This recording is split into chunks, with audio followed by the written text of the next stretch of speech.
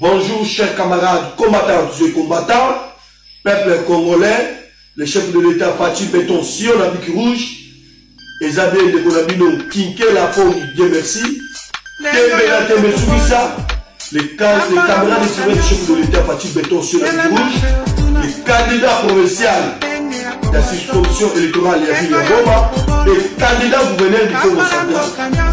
Le nom est Ali mercredi, le grand août. Dans l'équipe de l'Omar, on a la vidéo. On a pu former les chefs de l'État Fachi Béton. On a pu interpeller le gouverneur du Congo central.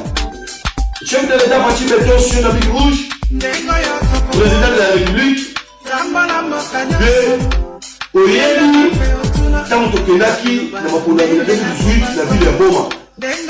Oyeni, Makamoto Monaki, la Boma. Ça veut dire que le Congo central est réputé pour faire ses oppositions. Et le Congo central est son opposition au pouvoir.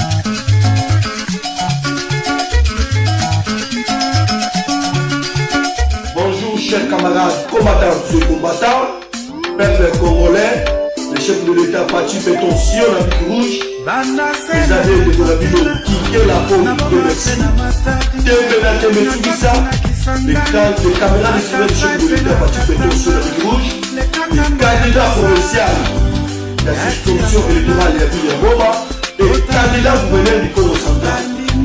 Le nom est Ali mercredi, le grand août. Dans l'équipe de l'Omar, on a la vidéo. On a pu former les chefs de l'État Fachi Béton. On a pu interpeller le gouverneur du Congo central. Chef de l'État Fachi Béton sur la Bic Rouge, président de la République, de Oyeni, Tamuto Kenaki, dans ma politique 2018, la ville de Boma. Oyeni, Makamoto Monaki, la Boma. Ça veut dire au Congo central. Le Congo central est réputé pour faire ses oppositions. Et le Congo central est son opposition au pouvoir. Et quand on parle de l'opposition du Congo central, vous avez mis une base de la ville à Boma. Il y a un monarchie, la ville à l'époque, à Boma du port, à Boma. Il y a un monarchie, la ville à l'époque, à Boma du Bralima. Il y a un Sala, la ville à Boma, la population, elle est revenue dans l'eau, dans le Sala. Et le chef de l'État Fachi Béton, le gouverneur, il a dit du soir, il a dit du soir sur la ligne avec Kenaki, il a dit du soir, a divisé 540 000 $. On a la village, il a dit depuis le village Bombili, le commandant, le maréchal. Isaiah, oui, il représente 6-7-8 km. Il fait 540 000 $ pour qu'il va passer à la Moussala. Le chef de l'État, le nom de ça est marathon. Moi, on a fait une vidéo pour former le chef de l'État Fachi Béton. Tu as allé la Tamoya et la loi. Et bah, vous, les Tamoya, tu lis ma problème qui est parce que le chef de l'État Fachi Béton. Dans mon bout, il y a quand même une inondation. Tu as fait un moment. Tu as fait un bout là. Tu as fait un bout. Temo yaka et le mandaku, parce que pour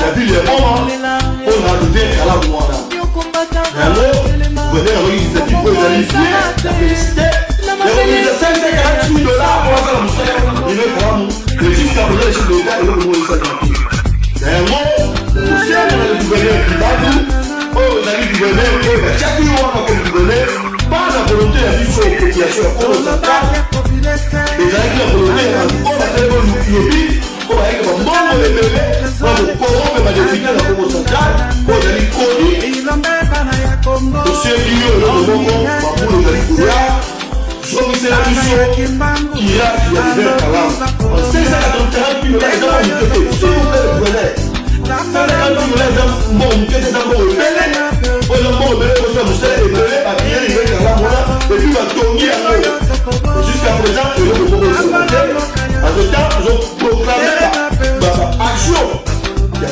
kasi makasi mpona kosauve bile yango parce que ezali les 5 biko tokotami yango po tokoli yango soki tolobeli yango te motu moko alobela yango te yango bana mpona merci félicitation na bapele nyonso obenga ngai na mission na tokosala lobi tokontinue kobenga ngai lobebi tokobanga nde tokolalisa biso tokolamuka soki tolongoli kobanga lenge kobanga kozanga tolongola kobanga yango tokosauve province ya biso tokosauve ville ya biso ya Goma mpona azali na message kono kolobela gouverneur Kibanu yango wana sala mosala na yo kilia ya Hubert Kalamu lelo tokela programme badossier ezali tellement ebele nakoya sokolobela chef de l'état dossier Estelle Lumumba 6 millions de dollars mais chef de l'état oza na bato ya bainformation bato ya renseignement benga sikoyo na Estelle eloko moyosalema te enakoporte komettre en garde oyo babengi Robert Nyondo node politique tokangama tokende baane mpona kokundela Congo central toyebi na makambo ote mais sur marché tolingi tomona bele oyo epesaki biso maleki eleki deja po tene kosalema esalemi te oyana bango esali te mais napesi kaka baflash moke pour que boyebaka eloko tozali très déterminé et engagé très vigilance même kotala bamosu banyonso koyele la province na yango pese gouverneur tolingi avant ya semaine prochaine ya ville ya Goma tomona Kirage Kalamu bezoma Kirage Hubert Kalamu bezoma mpona balobamino yango wana lelo lendi tozalaki bongo na Matadi kote wapi bajean sinel bakendaki kodeklare epai ya gouverneur na bango Gibadu mpona nini baengage 100 personnes tandis que bango ba journalier bazalaki wana ba umeli basali ba 5 ans ba 20 ans ba 35 ans wana bazwi engagement te bake komemela bango bato mosusu oyo bauti na kati ya centre ville ya Kinshasa yango na Matadi bajean sinel nyonso batelemaki bakei bongo epai ya gouverneur Gibadu badeklare likambo wana esalamaka te bango mpe ifo bazala engage baumeli na mosala wana bazala engage te boke komemela bango bankoni oyo bango bayebi te na kati ya Matadi. Peuple congolais telema fongola miso tala kote tozokende mpe tozokoma wapi tosali mingi tozozwa lifuti te yango omoni lelo ezalaki bongo mobulu yeke ndinga Machakisi arbitre abuki joueur nazangi maloba ya koloba gouverneur Gibadu il faut oranger likambo oyo malamu po oza gouverneur ya kuna jamais okoki kozwa ba oyo salaka na bango otiki bango te ozwi ba misusu oye na bango oengage bango oyo ya boye Machakisi arbitre abuki.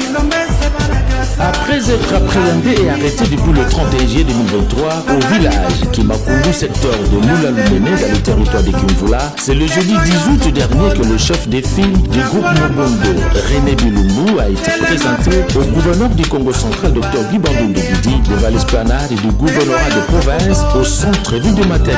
Le gouverneur de province, qui avait autrefois demandé il y a quelques semaines, par le truchement du Conseil provincial de sécurité, les déploiements des éléments de FARDC et des services de renseignement de l'armée dans le but d'empêcher les incursions de la milice Mobondo dans le Kinshasa et de neutraliser leur chef René Bilumbu, a félicité nos voyants militaires de FARDC de la 12e région militaire du Congo central ainsi que leurs services de renseignement pour la réussite de leur mission.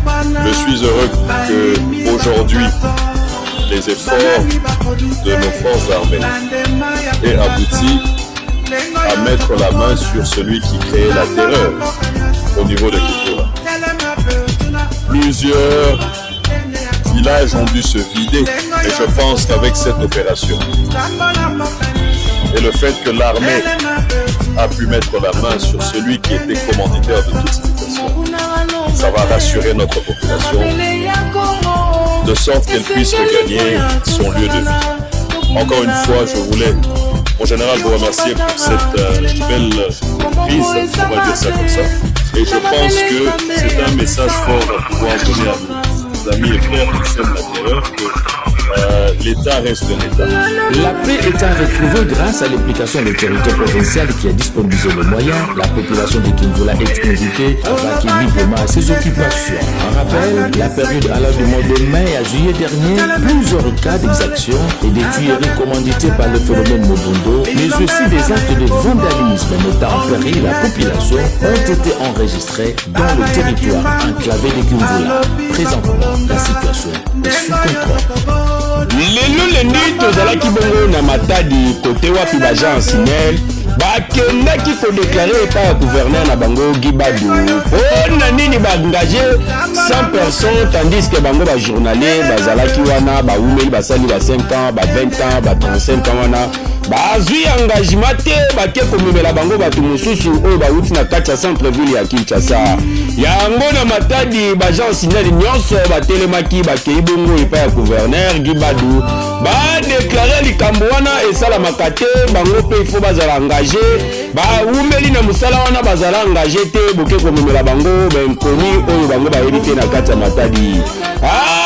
Peuple congolais telema fungola miso tala kote tozokende mpe tozokoma wapi tosali mingi tozozwa lifuti te yango moni lelo ezalaki bongo bulu yeke ndinga Mathiakisi arbitre buki joueur nazangi maloba ya koloba gouverneur Gibadu il faut oranger likambo oyo malamu po oyo za gouverneur ya kuna jamais okoki kozwa ba oyo salaka na bango otiki bango mpe ozwi ba misusu oye na bango oengage bango oyo ya boye Mathiakisi arbitre